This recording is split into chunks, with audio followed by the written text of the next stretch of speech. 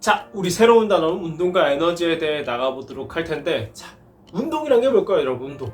선생님 요즘 운동을 좀 열심히 하고 있거든. 자, 좀 어깨가 좀 넓어진 것 같지 않니? 광배도 좀 커지고, 미드도 좀 짱짱해지고. 이 운동과 얘들아, 과학에서 말하는 운동은 조금 차이가 있습니다. 자, 우리가 일상생활에서 말하는 운동은 방금 선생님이 한 것처럼 요런 아령을 든다든가 덤벨을 든다든가 이런 벤치프레스를 한다든가 이런 여러 가지 동작들을 운동이라고 하죠. 아니면 뭐 축구를 한다든가 농구를 한다든가 이런 것들도 운동에 들어가게 됩니다. 그런데 과학에서 말하는 운동이라는 건 뭐냐면, 자, 여기 선생님이 방금 다 먹은 조지아 크래프트 커피 병이 있어요. 자, 이 병을 운동시켜 볼게요. 자, 이 병 운동시킨다는 것은 요겁니다. 원래 있던 위치에서 물체를 이동시키는 것. 시간에 따라서 물체의 위치가 변화하는 것을 과학에서는 운동을 했다라고 하게 됩니다. 그래서 아까 우리가 일상생활에 쓰는 운동, 이런 운동 같은 거는 exercise라고 하는 단어를 쓰게 되고요. 이런 과학에서 말하는 운동을 사용할 때는 movement라고 하는 영어 단어를 쓰게 됩니다. 우리나라 말로는 둘 다 같지만 영어로는 차이점이 있다는 거 알아두시면 조금 더 이해하기 편할 것 같아요. 자, 그래서 그 운동을 어떻게 기록하는지, 시간에 따라서 물체의 위치가 변하는 것을 어떻게 기록할 수 있는지 한번 보도록 하겠습니다. 자, 교과서 속 탐구 사진으로 운동 기록하기입니다. 자, 운동이라고 하는 건 뭐였어요, 얘들아? 물체가 시간에 따라 위치가 바뀌는 것을 운동이라고 했어요. 그러면 운동을 여러분 기록하려면 가장 좋은 방법은 뭐야? 지금 여러분이 보는 것처럼 동영상으로 요 놈을 기록하면 얘 위치가 어떻게 바뀌었는지 전부 다 볼 수 있겠네. 그쵸? 간단하죠? 그런데 옛날엔 얘들아 동영상 그런 게 있어 없어? 이렇게 지금처럼 핸드폰 같은 걸로 바로바로 확인할 수가 없잖아. 그래서 옛날에 사용한 게 뭐냐면,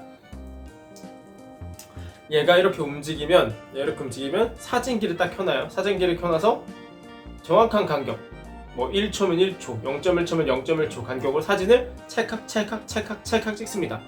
자, 그럼 플래시가 팡팡팡팡 터지겠죠. 섬광이 팡팡팡팡 터지겠죠.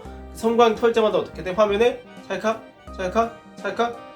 이런 식으로 요놈이 움직이는 것이 일정한 시간 간격으로 찍힐 거예요. 그 여러 개의 사진을 어떻게 돼? 한 장으로 싹 모아요. 자, 그렇게 싹 한 장으로 모은 사진을 다중 섬광 사진이라고 합니다. 다중 여러 번 섬광 찰칵 사진. 그래서 이 사진을 이용하면 얘들아 뭘 할 수 있겠어? 요놈들의 간격을 가지고 얘가 얼마나 빠르게 움직였는지도 파악할 수 있고요. 또 얘네들이 같은 시간 동안 얼마나 이동했냐를 가지고 이 녀석이 또 얼마나 빠르냐를 또 이해할 수가 있겠죠. 자, 그래서 고놈을 지금 한번 재현을 해보도록 할게요. 선생님은 뭘 사용할 거냐면, 거기 여기 프린트에도 써있는데 스마트폰 어플 중에 하나인 모션샷이라고 하는 어플을 사용할 겁니다. 자, 그래서 한번 보도록 하겠습니다. 자, 아까 그 어플 이용해서 선생님 움직임 한번 보도록 할게요. 자, 내가 이동하는 걸 찍고 있는 거야. 근데 같은 시간 간격으로 이렇게 선생님을 찰칵 찍게 되면 어떻게 돼? 이런 식으로 다중성광 사진과 똑같은 원리로 사진이 나타날 수가 있겠죠. 이 선생님이 찍힌 간격에 따라서 나의 빠르기가 달라질 수가 있겠죠.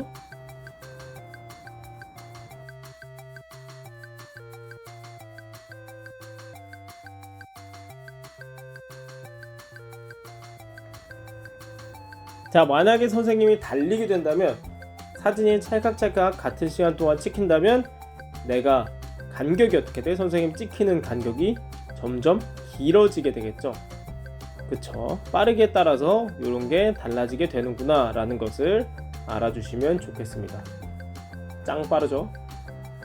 변속판이 복사가 된다고.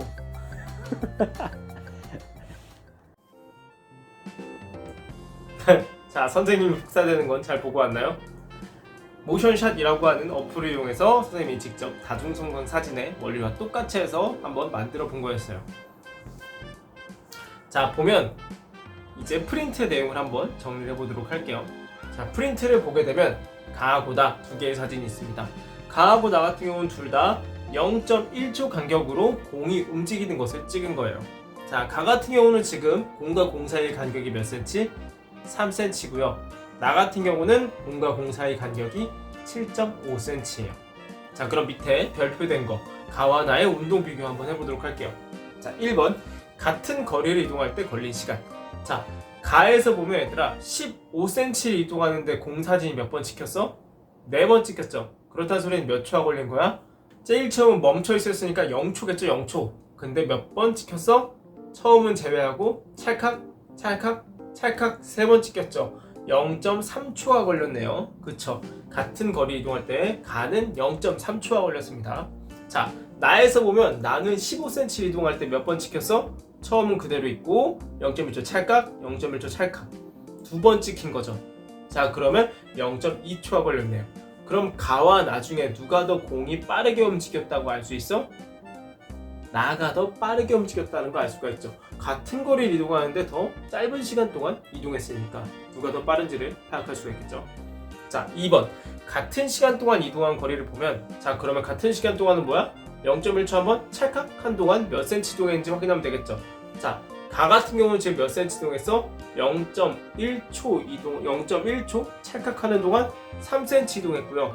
나 같은 경우는 0.1초 찰칵하는 동안 7.5cm 이동했습니다. 자, 그럼 이걸 통해서 뭘 할 수 있어?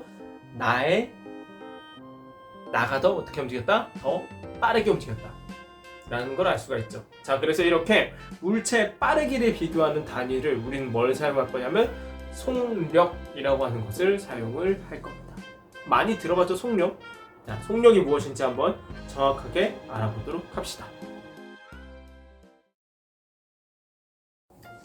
자, 속력과 평균 속력 알아보도록 할게요. 여러분 혹시 그 명절 같은 때에 부모님 따라서 좀 시골이나 할아버지 댁이나 할머니 댁을 좀 멀리 다니는 친구들 있나요?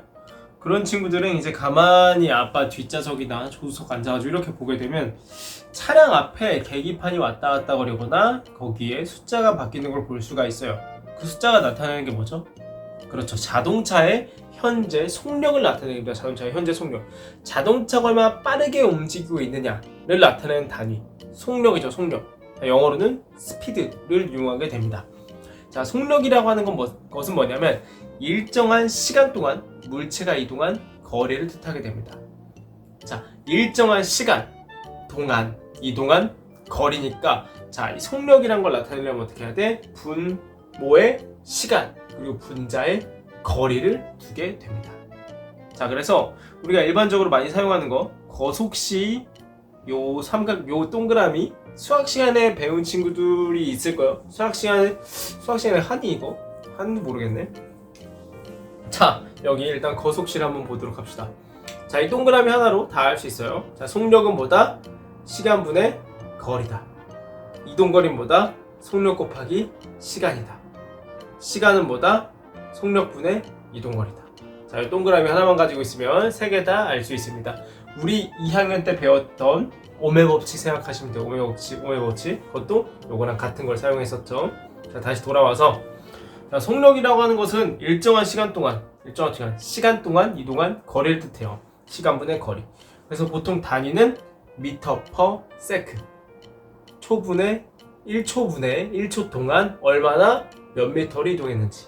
미터 퍼 세컨드 또는 킬로미터 퍼 아워. 1시간 동안 몇 킬로미터를 이동했는지. 오케이. 또 여러 가지 단위들이 있는데 보통은 이렇게 두 가지를 많이 이용하게 됩니다.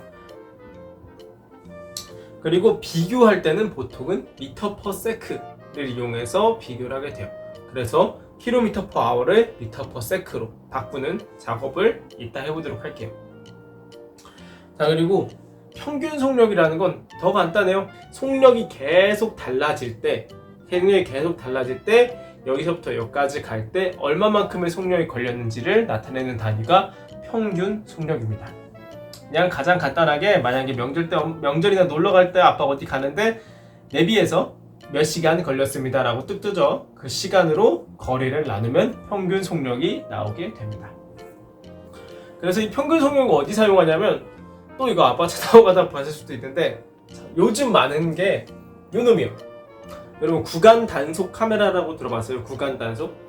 옛날 같은 경우는 정말 옛날 2006년 너희 태어났을 때, 요게 2007년에 도입이 됐어요. 2007년에 2006년 이전 같은 경우는 과속 카메라가 정말 딱 한 종류밖에 없었어요. 제한 속도를 딱 찍는 거야. 여길 지나갈 때 이 녀석의 속력이 몇이냐, 순간 속력, 이 녀석의 순간의 속력이 몇이냐를 측정하는 그런 감시 카메라밖에 없었는데, 요즘은 뭐가 있냐면 이런 구간 단속 카메라가 있어요. 여기서부터 저기까지 얘가 속력을 얼마나 잘 맞추고 있는지, 이 녀석의 평균 속력을 측정하는 겁니다. 근데 이 구간 단속 카메라가 어떻게 측정하게 되냐면, 처음 카메라가 찍습니다. 이 차를 찍고 그 마지막 구간을 통과할 때 사진을 찰칵 찍어요. 그래서 그 둘 사이에 몇 초가 걸렸는지, 얼마만큼의 시간이 걸렸는지를 확인해서 평균 속력을 내서 그게 제한 속도를 넘었으면 과속, 제한 속도를 넘지 않았으면 과속이 아니다 라고 해서 측정을 하게 됩니다. 이게 결국 뭐야? 어떤 원리랑 똑같은 거야? 평균 속력을 재는 원리와 똑같은 거죠. 간단하죠? 자, 그래서 여러 물체의 운동을 통해서 속력을 한번 직접 비교해 보도록 하겠습니다. 자, 세 가지 물체를 줄 거예요. A, B, C 이렇게 세 가지 물체를 줄 텐데, A 같은 경우는 10초 동안 100m를 달리는 육상 선수래요. 자, B 같은 경우는 1분 동안 600m를 이동하는 장난감 차고요. C 같은 경우는 1시간 동안 36km를 달리는 자동차예요. 자, 그럼 이 세 개의 일단 속력을 구해 보도록 합시다. 속력은 뭐다? 시간 분의 거리다. 그럼 A, B, C를 속력으로 바꾸면, 자, 이런 식으로 바꿔서 표현할 수 있을 거예요. A는 10m/s, B 같은 경우는 어때? 새로운 게 나왔죠? 자, 60m/min 이라고 하는데, min은 minutes를 바꾼다는 얘기예요. 그냥 m만 쓰게 되면 미터와 헷갈리니까 min까지 쓰게 됩니다. 그리고 C는 36km/h가 되겠죠. 자, 그래서 이 세 개를 얘들아 보통 뭘로 바꾼다 그래서 보통은 m/s로 바꿔주게 돼요. 자, A 같은 경우는 10m/s 그대로고, B 같은 경우는 어떻게 바꿔? 1분은 60초니까 지금 아래에 있는 1분을 초로 바꾸면 60초가 되고요. 미터는 그대로 600m를 두게 되면 10m/s가 나오게 돼요. 알겠죠? 자, C 같은 경우는 어때? C 같은 경우는 지금 36km를 1시간 동안 달리는 거니까 1시간은 몇 초예요? 3600초가 되겠죠. 1분이 60초. 그렇다면 1시간은 60분이니까 3600초가 되고, 36km는 몇 미터야? K가 뭐라 그랬어 얘들아? K가 1000이라고 했어요. 그래서 36,000m가 되겠죠. 자, 그래서 3600초 분의 36,000m 해서 10m/s가 나오네요. A, B, C가 모두 제일 처음에 어땠어?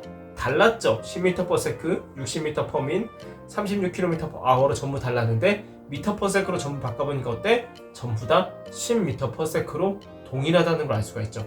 자, 단위는 다르지만 이렇게 속력이 모두 같을 수 있다는 점 알아두시기 바랍니다.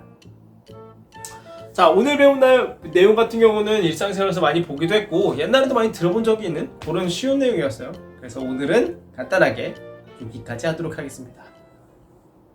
안녕.